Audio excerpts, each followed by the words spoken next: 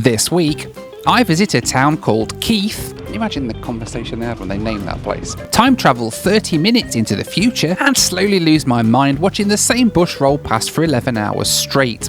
Horseshish? As I travel across Australia on a train that almost nobody takes anymore. Well, good morning from an absolutely beautiful city of Adelaide here in South Australia. And today we're saying goodbye to Adelaide for now because I've got to go and get a ride on a train. And we're getting a train all the way across the south of Australia. So let's get down to the train station here and go for a ride. First things first, I had to get across to Parklands railway station on the outskirts of Adelaide. Alright then, this is Adelaide's Parklands railway terminal where the overland train goes that I'm going to be taking today. It's one of the oldest trains in Australia and we're doing it all the way across to Melbourne. About a 10-11 hour train ride from here in Adelaide. So let's head inside, we need to get checked in and then let's see about getting on the train. This isn't just any train. The Overland's been running since 1887, making it one of Australia's oldest rail services. It was once a luxury overnight train with sleeper cars, dining services and names like the Adelaide Express. Your coaches are numbers 3 and 4, twinettes and roomettes of the Overland, bound for Melbourne. These days it runs just twice a week and carries about 20,000 passengers a year, down vastly from its daily services in its heyday. Before I could get on board though, it was time to check in for today's journey. Hi, good morning. Good morning. How are you? Yes, good, thanks. That's all we need. Thank you. Excellent. Here we go. Noel, Thank you very much. now, you're going all the way through to Melbourne. I am, And yes. everything's supposed to be better. Can I take that on with me or is it going to need checking? Squeeze it on.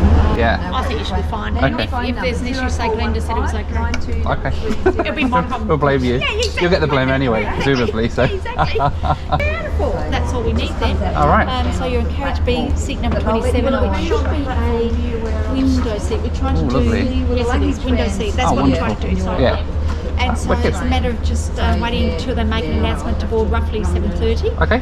Georgia makes a very mean coffee out there, which will be really I saw everybody queuing up for it. and just on the train, but don't tell anybody you said that. Well, Lovely. enjoy. All right, thank you very much. Appreciate it. Thank you. So on Glenda's recommendation, I headed outside to the coffee van to grab a cup of coffee before I got on the train. Hi, good morning. How are you? Can I get a large long black, please? A strong, please. Yeah, it's too early. Strong one. Lovely. Thank you very much. Have a great day. Yeah, you too. Thank you. Morning. Coffee in hand, let's go and check out the train. Alright, so this is my ride for today, the Overland train up to Melbourne, and it's one of 4 trains run by a company called Journey Beyond here in Australia. And it's going to take us about 10 hours, I think. 10 hours, that's a really long, just not that far on a map, is it? But apparently Melbourne is quite a long way away, so we're going to get on board this beautiful train. I mean, how gorgeous is this? And yeah, we'll enjoy our little ride. The Overland weaves its way from Adelaide to Melbourne, crossing the hills of eastern South Australia before crossing the farmland of Victoria, arriving into Melbourne's Southern Cross station in the evening. The journey covers 828 kilometres, or about 514 miles. A plane would get me to Melbourne in just over an hour, but this train, it takes 11, and somehow you pay more for the privilege. I have to ask. Yes, Are you Noel Phillips? I am. Yeah, how you doing? It's nice to meet you. I just. How are you doing? I'm very good, thanks. You know, honestly, this gave it away. Oh yeah, well yeah. Oh, and me, wow. and my name on there, I guess. But, Yeah, a long way from home. Yeah, a long way from home, but I'm here for like 2 weeks in Australia. Can I take a picture Of course with you you can, before yeah, you go? absolutely, yeah. Maybe I just had to, ask them. Maybe the sign right there, thank you. Sorry. Thank you. Thank you, you have a good trip. Yeah, thank you. I think I'm this way, yeah. Awesome, yeah, well, great to meet you. Yeah, alright, see you later. And after the meet-up of the Adelaide chapter of the Noel Phillips fan club, it was time to get on board the train for my 11-hour journey across Australia. Alright then, welcome on board the Overland. This is the Red Premium cabin. Carriage, coach, what do you call it on a train? I can't remember now. But anyway, this is Red Premium and it's in a lovely 1-2 configuration. Loads of legroom, look at this. It's going to be a very comfortable 10 hours, hopefully, across to Melbourne. Seats are quite nice, little bit old, but they're quite nice and comfy. You get breakfast, lunch and a snack service on today's journey. The menus were handed out, and before too long we were starting our journey out of Adelaide. Once you pull out of the station, you head up into the Adelaide Hills area, which is absolutely beautiful. Right then, winding our way out of Adelaide, and we've got our first meal of the day. I've gone for the omelette with bacon and baked beans.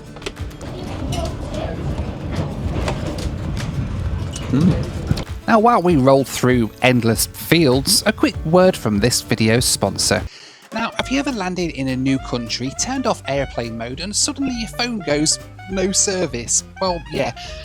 That's happened to me more times than I care to admit, especially when I'm running around filming in the middle of nowhere. That's why I started using Erallo, the world's first eSIM store. With Erallo, I can download a data plan for over 200 countries before I even leave the house, and the second I land, boom, I'm connected. No more queues at sketchy airport SIM stalls, no more hunting for Wi-Fi like a zombie looking for brains. Just open the app, pick your destination, install the eSIM, and you're online. I've used it all over the place, from airports in the Pacific Islands to border towns in Africa, and well, it saved me a fortune on roaming charges. So if you've got a trip coming up, download the Erallo app today and use my code NoelPhillips3 for $3 off your first eSIM. The link's in the description and the pinned comment down below. It's 100% digital, no waste at all and no stress. Just install it on your phone in minutes and you're good to go. Whether you're hopping off a long train ride in Australia just like me, or stepping off a plane halfway across the world, don't get stuck without your data. One more time, that is Erallo, and use code NoelPhillips3 to save $3 off your first eSIM at the link in the description. Right, let's get back to the world's most obscure Aussie train. Back on board, and the overland rolls gently east through the South Australian countryside, past golden fields, low hills and the occasional kangaroo if you're lucky.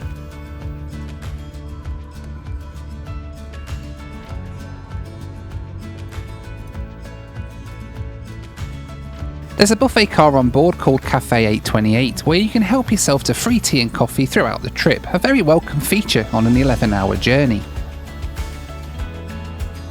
And just under 2 hours after leaving Adelaide, we glide into our first stop of the day, Murray Bridge. Right, this is the first station stop today. This is a place called Murray Bridge, about an hour and a half outside of Adelaide.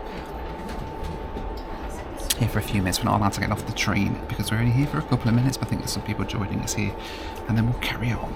As we rolled out of Murray Bridge, a group of kids gave us a wave, proof that even in 2025, trains can still spark a little magic.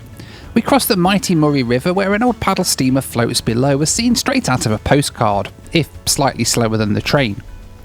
Coffee in hand, I settled back down to watch Australia unfold outside the window, paddocks, gum trees, the odd shed, and the slow, hypnotic rhythm of the rails. So we've literally just gone through a town called Keith. Can you imagine the conversation they had when they named that place? So Shayla, what are we going to name this town that we've just found? I don't know. Keith. Yeah, why not? Sounds bonzo. From the legendary town of Keith, population probably just Keith, we continued east across the borderlands. Next stop, the imaginatively named Border Town, which shockingly also sits right on the border between South Australia and Victoria. Right there, so this is Border Town, which as the name would suggest is right on the border between South Australia and Victoria, which also means that in a few minutes time we're going to be jumping forward in time 30 minutes because South Australia's got a weird sort of half an hour time difference, so yeah, we're going to move over into an actual full hour's time difference in a minute, if that makes sense, as we move into Victoria. And because South Australia insists on being a little bit different, crossing the state line also means jumping forward 30 minutes in time. And there we go, we're officially in Victoria. And I've time travelled 30 minutes ahead into the future. And apparently this is what the future looks like. Wheat. Endless wheat. A whole lot of flat nothing, interrupted only by the occasional tractor and grain silo. Still, there's something oddly hypnotic about it, like the whole world slowed down, or maybe just gave up. Alright, so this is the town of Nil, which is halfway exactly between Adelaide and Melbourne, so it marks the halfway point of our journey, apparently famous for being home to a meat processing factory for a company called Rubber Duck. And talking of meat processing, my lunch has arrived and I've gone for the butter chicken curry today, so let's give that a go.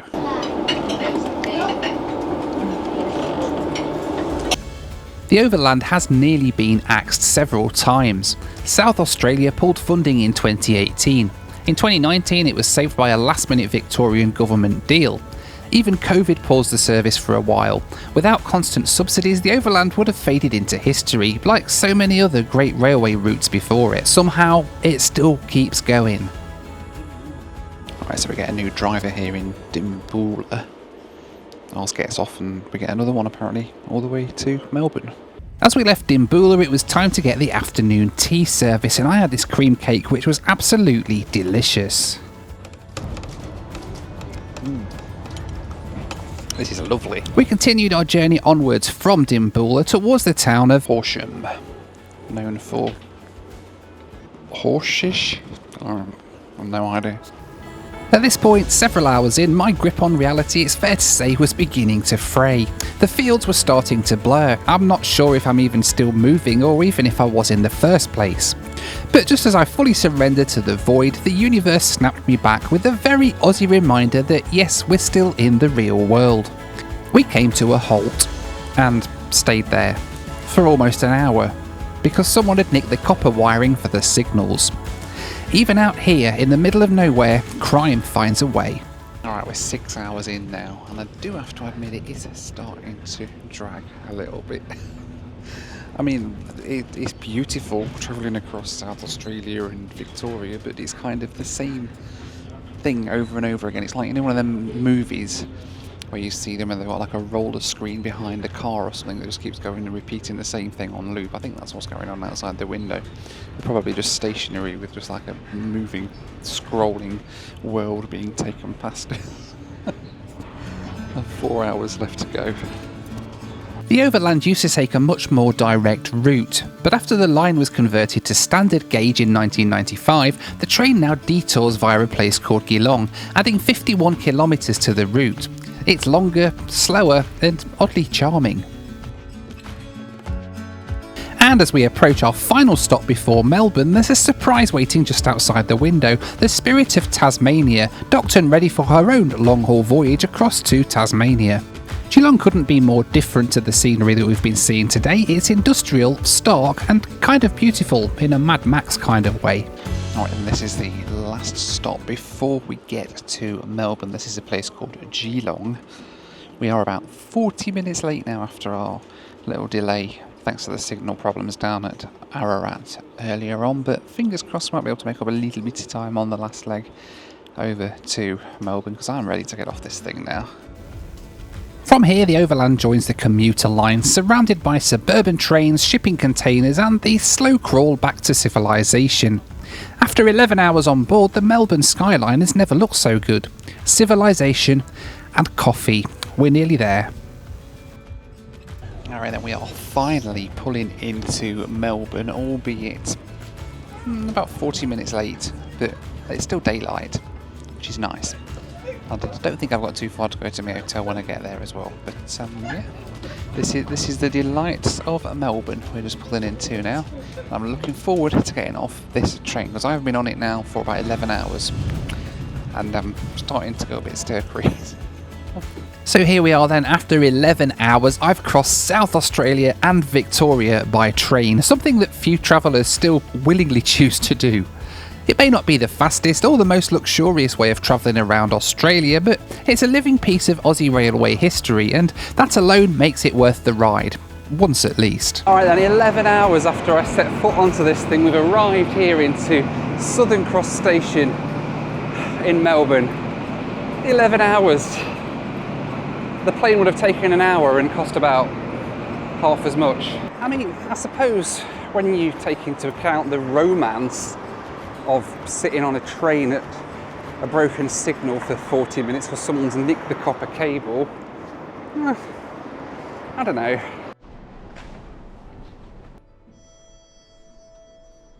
Alrighty then, here we are in Melbourne. Australia. And well, this isn't too bad, is it, this room? See what my view's like out over the city of Melbourne. Oh, that's not too bad, there we go. There we go, there's Melbourne out my window.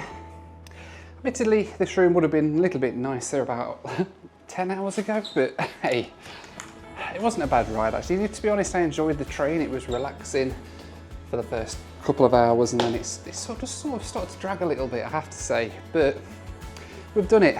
That's the overland, the overdue overland train from Adelaide all the way over to Melbourne. I hope you enjoyed this video. Let me know what you thought to it down in the comments. And would you take the overland train, or would you just take an hour-long flight and just get here and enjoy yourself a little bit earlier in Melbourne? I don't know.